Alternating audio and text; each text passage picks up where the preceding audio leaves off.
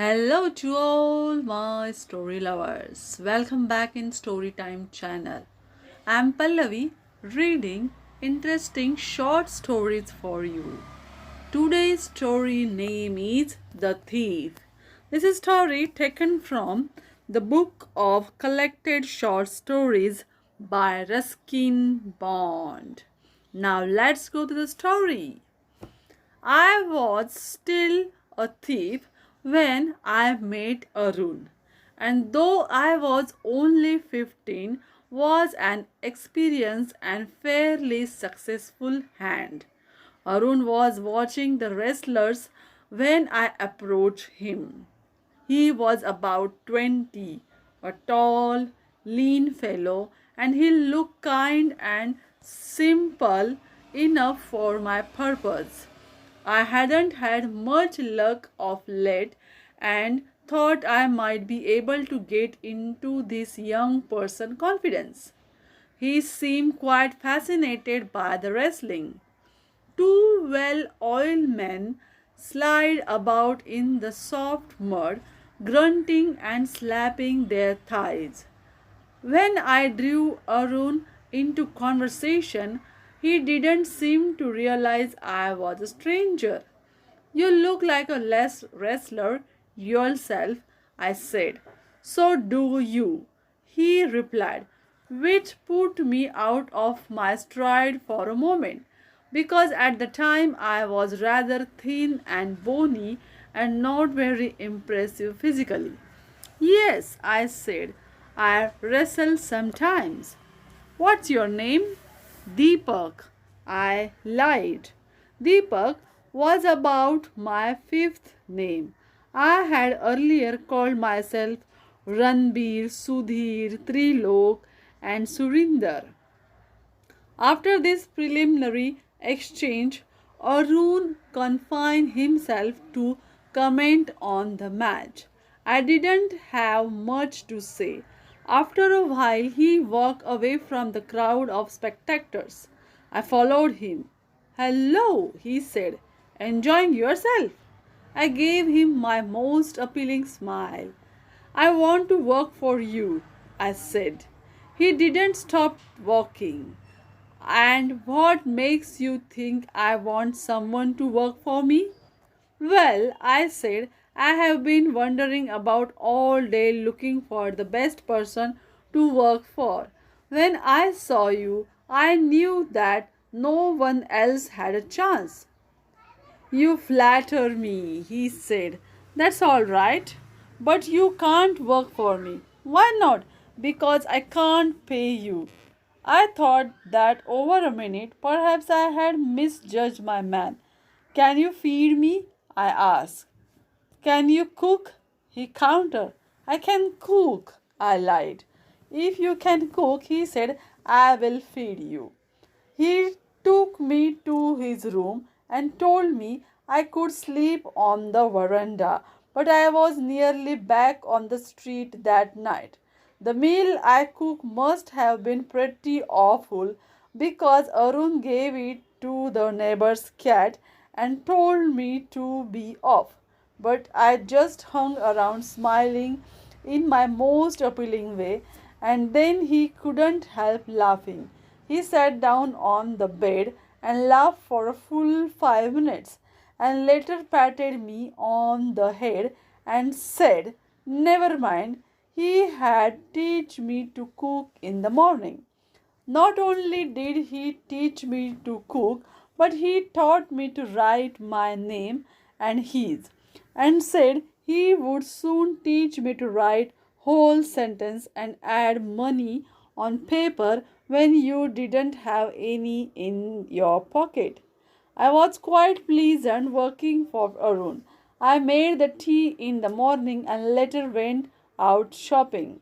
I would take my time buying the day's supplies and make a profit of about 25 paise a day. I would tell Arun that rice was 56 paise a pound, generally was, but I could get it at 50 paise a pound. I think he knew I made a little this way, but he didn't mind. He wasn't giving me a regular wage. I was really grateful to Arun for teaching me to write.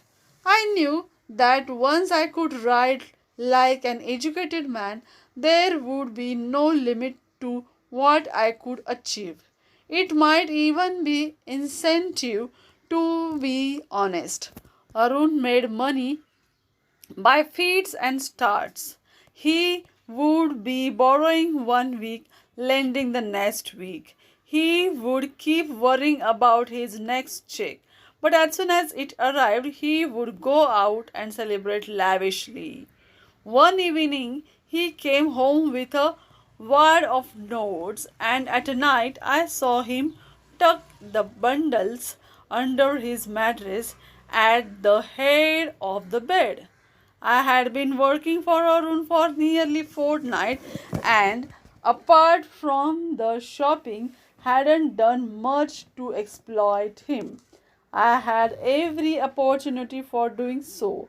I had a key to the front door, which meant I had access to the room whenever Arun was out. He was the most trusting person I had ever met, and that was why I couldn't make up my mind to rob him.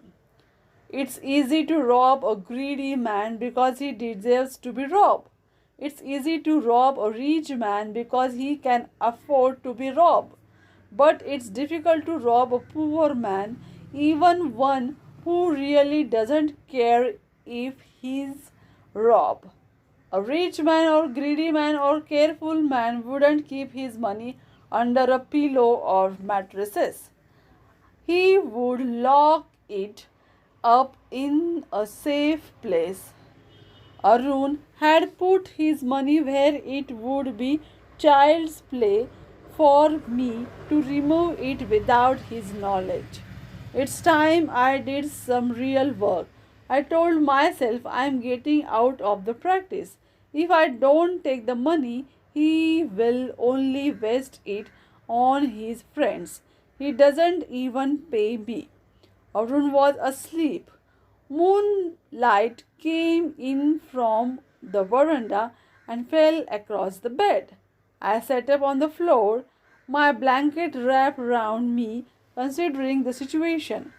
There was a quite lot of money in that wad, and if I took it, I would have to leave town. I might make the 10:30 express to Amritsar.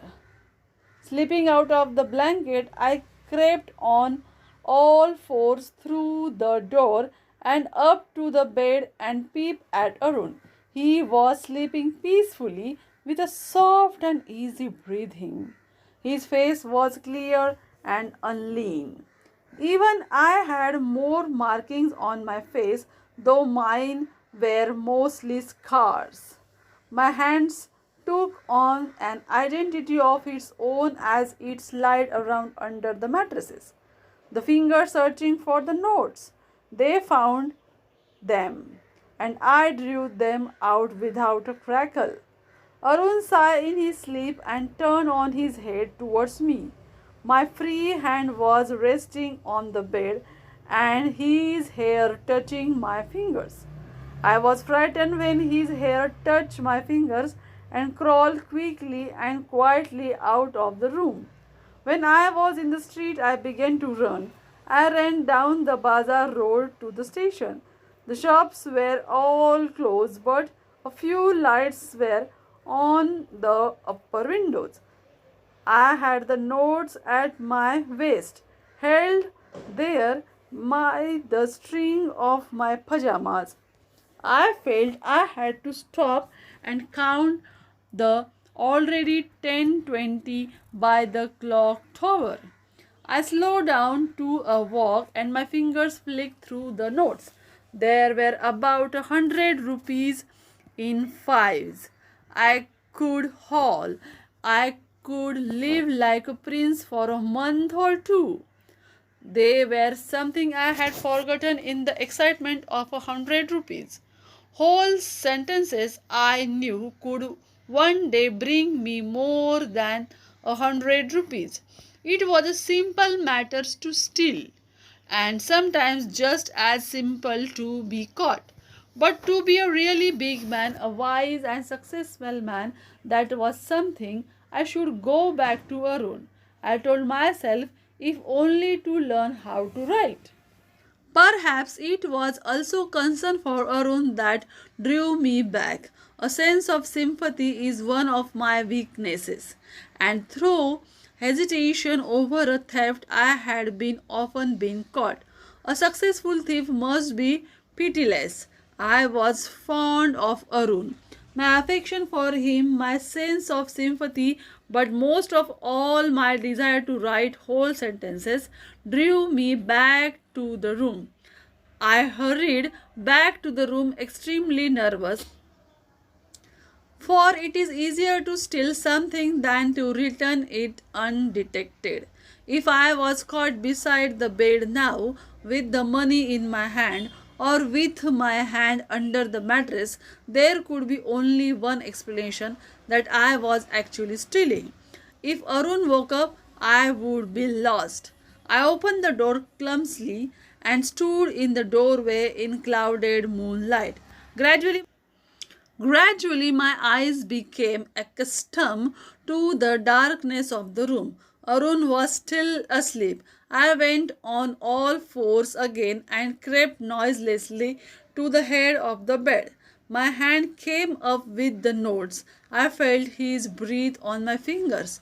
I was fascinated by his tranquil features and easy breathing and remained motionless for a minute.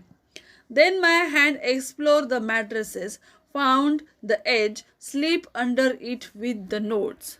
I woke late next morning to find that Arun had already made the tea. I found it difficult to face him in the harsh light of day. His hand was stretched out towards me. There was a 5 rupees note between his finger. My heart sank. I made some money yesterday, he said. Now you will get paid regularly. My spirit rose as rapidly as it had fallen. I congratulated myself on having returned the money. But when I took the note, I realized that he knew everything. The note was still wet from the last night's rain. Today I will teach you to write a little more than your name, he said. He knew, but neither his lips nor his eyes said anything about their knowing. I smiled at Arun in my most appealing way, and the smile came by itself without my knowing it. This is the end of the story. Do you like it? Then comment it and subscribe my channel. Bye bye.